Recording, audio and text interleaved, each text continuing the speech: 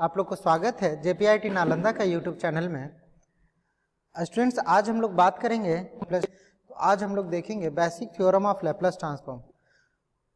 तो कुछ इसका थ्योरम है, जैसे कि सबसे पहला थ्योरम है लीनियरिटी थ्योरम। लीनियरिटी थ्योरम तो ये क्या होता है? तो हम आपको बताए थे अगर हम लेप्लास ट्रांसफॉर्म करें किसका, टाइम डोमेन के, तो एफ ऑफ टी का अगर लेप्लास ट्रांसफॉर्म करते हैं तो कैपिटल एफ ऑफ एस लिखते हैं। हमेशा याद रखिएगा, जो फ्रीक्वेंसी अगर लेप्लास ट्रांसफॉर्म जो इसका कर दिए हैं तो उसका जो हम लोग फंक्शन से डिनोट करते हैं ना, तो कैपिटल एफ देते हैं, लेकिन टाइम डोमेन वाला जो फंक्शन देते हैं वो स्मॉल एफ से हम डिनोट कर रहे हैं। ये हमेशा आप लोग को ध्यान में रखना है। अगर कैपिटल एफ लिखे हैं तो एस डोमेन वाला पार्ट है, अगर स्मॉल टी है तो ये स्मॉल एफ है, तो टाइम डोमेन का फंक्शन लिखा हूं मैं। ठीक है, तो अगर हम बात कर रहे हैं कि if Laplace transform of the functions, if Laplace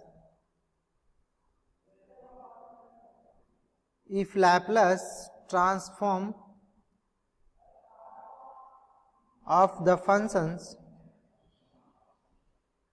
of the functions f1t and f2t are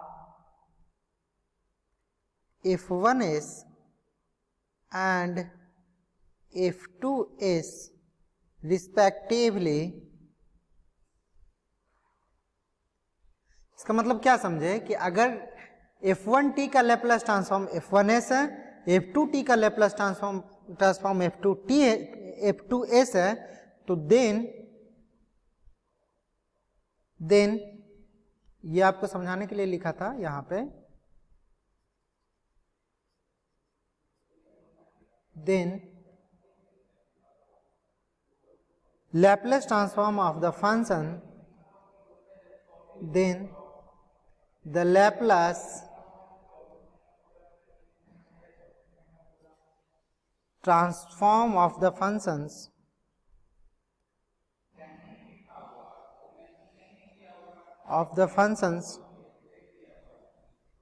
kf1t plus k2f2t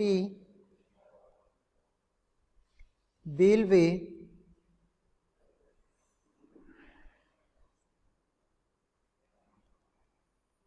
k1f1s plus of k2f2s। मतलब क्या समझे कि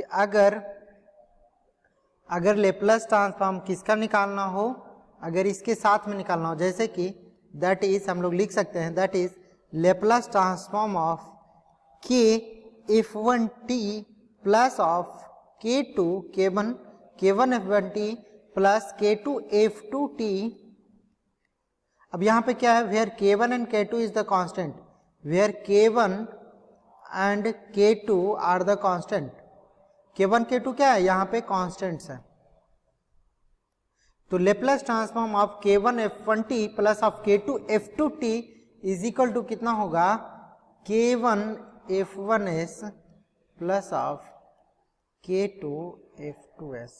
ठीक है, तो ये Laplace transform k1f1t plus k2f2t क्या हो गया, k1f1s plus of k2f2s।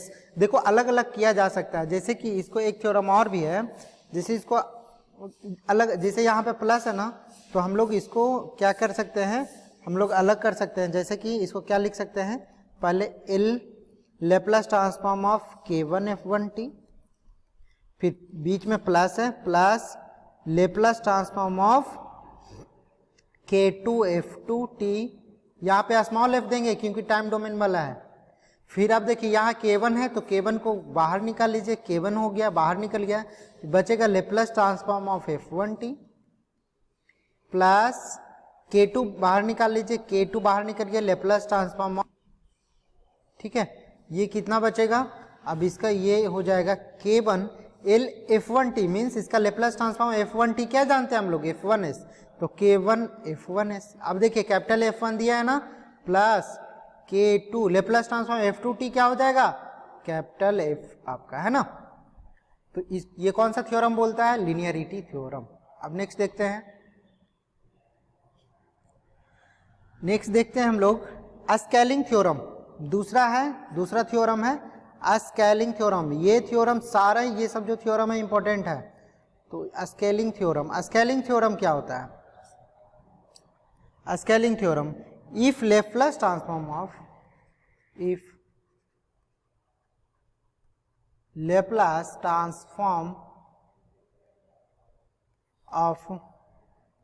f of t is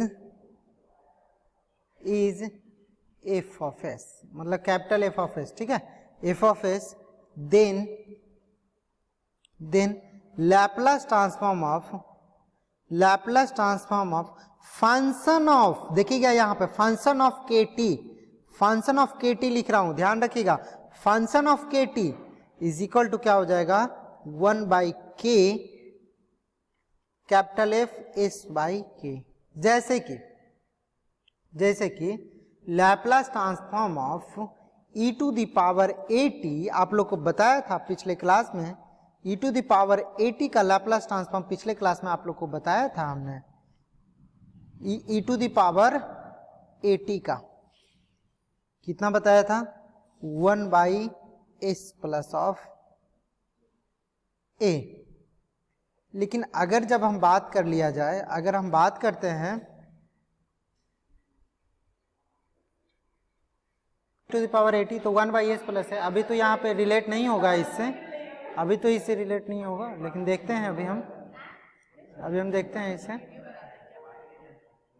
तो देखिए ये लेप्लास, अगर कोई फंक्शन रहेगा, जैसे कि मतलब फंक्शन के अंदर ही कोई कांस्टेंट दिया हुआ रहेगा। देखिए Laplace transform f of kt, मतलब कि कोई फंक्शन के अंदर ही कोई कांस्टेंट रहा है, बाहर नहीं है। अगर बाहर रहता है तब तो हम बता दिया, अगर Laplace transform k into f of t है तो सिंपल इसको आप बाहर निकाल करके फंक्शन ऑफ s लिख सकते हैं, मतलब कि लेप्लास ट्रांसफॉर्म k इंटू, अगर k लेकिन ये कांस्टेंट क्या है? फंक्शन के अंदर है, तो ये स्केलिंग प्रॉपर्टी में आ जाएगा, ठीक है, 1/k f of s/k हो जाएगा। इसका क्वेश्चन हम बताएंगे आपको स्केलिंग प्रॉपर्टी का, ठीक है, रिलेट करके हम क्वेश्चन आपको बताएंगे, ठीक है। तो यहां पे अब थर्ड प्रॉपर्टी आता है, थर्ड थ्योरम आता है। थर्ड थ्योरम क्या आता है? Time differential theorem. क्या बोलते हैं उसको? Time differential theorem. Time differential theorem, time differential theorem. Time differential theorem क्या होता है कि इफ लैप्लास ट्रांसफॉर्म ऑफ, एकदम सेम कंडीशन रहेगा, if Laplace transform of f of t is equal to the capital f of s। यहां पर एक condition और है, k ग्रेटर देन 0 होना चाहिए। क्या होगा? k ग्रेटर देन 0 होना चाहिए यहाँ पे, है ना, k ग्रेटर देन 0 है। तो if Laplace transform f of t is equal to f of s, then Laplace transform of differentiation of f of t with respect to t, इतना कितना हो जाएगा इसका? कैपिटल मतलब s into f of s minus of f of 0 minus लिख सकते हैं, या 0 प्लस या 0।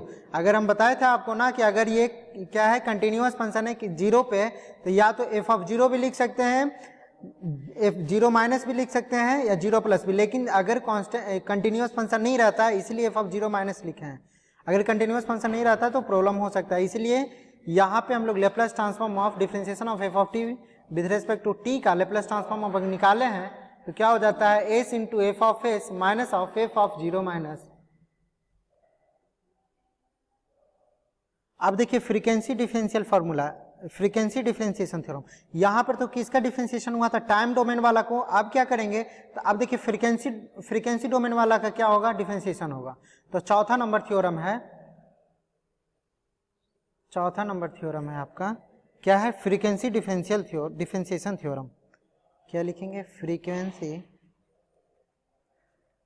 Differentiation theorem.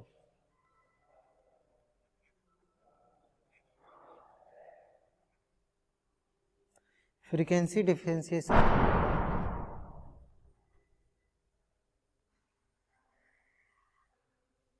if Laplace transform of if Laplace transform of F of T is equal to capital F of S, then Laplace transform of T into, देखिएगा T into F of T किया, क्या हो जाता है इसका Laplace transform of T into F of T हो जाता है minus D of F of S with respect to S.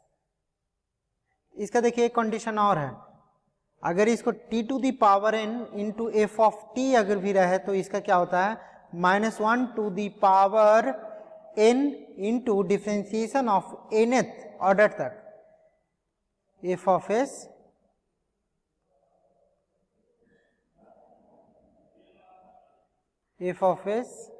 With respect to S, है ना, -1 टू द पावर एन। यहां पर देखिए अगर ये क्या था टी का पावर 1 था ना, टी का पावर 1 था तो -1 टू द पावर 1 ही हो गया, फिर डिफ्रेंसिएशन ऑफ फर्स्ट ऑर्डर हुआ क्योंकि एन का बराबर एन बराबर क्या 1 है, तो differentiation of F of S with respect to X. ठीक है, तो ये मेन स्टैंडर्ड फॉर्मूला है इसका फ्रीक्वेंसी डिफ्रेंसिएशन थ्योरम का। ठीक है, अब देखते हैं हम लोग टाइम इंटीग्रेशन थ्योरम। अब क्या देखते हैं 5वां number time integration theorem. Time integration theorem, time integration theorem. Time integration theorem में क्या होता है, इसमें भी क्या होगा, if Laplace transform of F of T is equal to F of S, then Laplace transform of 0 to T into F of T into D T कितना हो जाएगा, ये हो जाएगा capital F of S divided by S. ठीक है, अब लेकिन इन जनरल, अगर in general for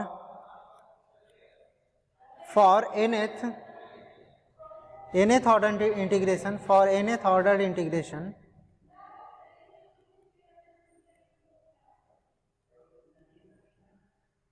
for nth order integration क्या होगा, nth ऑर्डर इंटीग्रेशन के लिए कि Laplace transform of 0 to t1 0 to t2 similarly कहाँ तक होगा tn तक होगा, तो क्या करेंगे 0 से लेकर के tn तक, ये 0 है कुछ मत समझना हो, 0 टू tn कहाँ तक f of t into D T, F of tn होगा यहाँ पे, f of tn into D T N, ये क्या हो जाएगा f of s divided by s to the power n। जैसे कि ये फर्स्ट ऑर्डर इंटीग्रेशन था तो f of s divided by s हो गया। ठीक है, यहाँ पर देखिए अगर nth ऑर्डर तक था तो f of s divided by s to the power n होता है। ठीक है, तो इसको ध्यान रखिएगा। अब होता है एक शिफ्टिंग प्रॉपर्टी, एक शिफ्टिंग थ्योरम होता है। क्या होता है, शिफ्टिंग थ्योरम होता है, ये भी बहुत इंपॉर्टेंट है, ये प्रूफ करने का कोशिश करूंगा, अगर हो गया प्रूफ, मतलब समय मिला तो प्रूफ कर दूंगा बढ़िया से एक सेपरेट क्लास में ये सारा थ्योरम। तो ये क्या है, शिफ्टिंग थ्योरम। शिफ्टिंग थ्योरम में क्या है, सबसे पहले शिफ्टिंग टाइम और फ्रीक्वेंसी दोनों में होता है। ठीक है, तो पहला होता है टाइम फ्रीक्वेंसी, पहला होता है टाइम शिफ्टिंग थ्योरम। पहला क्या हुआ, time shifting theorem. Time shifting theorem, time shifting theorem में क्या होगा, Laplace transform of F of T plus माइ, बहुत इंपॉर्टेंट है, हर एक चीज में ये यूज होगा, very important this is, Laplace transform of F of T plus minus A is equal to हो जाता है, यहाँ पे ये हो जाता है आपका e टू दी पावर, अगर यहाँ पे प्लस है टाइम डोमेन में सेम हो जाता है, plus minus e to the power plus minus A S into F of S. समझ रहे, बी में क्या होगा, फ्रीक्वेंसी शिफ्टिंग थ्योरम में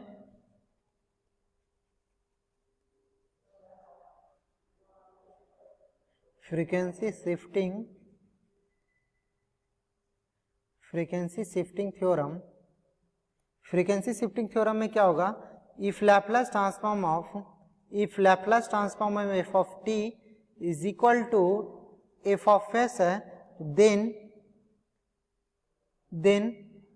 Laplace transform of e to the power minus plus AT into, अब देखिए इसमें किस में शिफ्ट हुआ, टाइम में शिफ्ट हुआ है, minus plus AT into F of T कितना हो जाएगा, तो यहाँ पे माइनस है ना तो इधर आ जाएगा प्लस, तो क्या हो जाएगा एफ ऑफ, यहाँ पे अगर माइनस है तो हो जाएगा plus F of S plus A हो जाएगा, अगर यहाँ पे प्लस रहेगा तो यहाँ पे क्या होगा माइनस होगा, इसका मतलब ठीक है। तो ये फ्रीक्वेंसी शिफ्टिंग हुआ, ये टाइम शिफ्टिंग हुआ। आशा करते हैं आप लोग समझ गए होंगे ये। कल स्टूडेंट्स हम लोग इनिशियल वैल्यू थ्योरम और फाइनल वैल्यू थ्योरम देखेंगे। जो 7वां और 8वां जो रूल होगा, एक इनिशियल वैल्यू थ्योरम होगा, इनिशियल वैल्यू थ्योरम, और एक होगा फाइनल वैल्यू थ्योरम। ये दोनों भी बहुत इंपॉर्टेंट है, इसको हम लोग डिराइव करेंगे नेक्स्ट क्लास में कल, ठीक है, नेक्स्ट लेक्चर में इसको हम लोग डिराइव करेंगे। तो ठीक है, आज के लिए इतना ही, थैंक यू।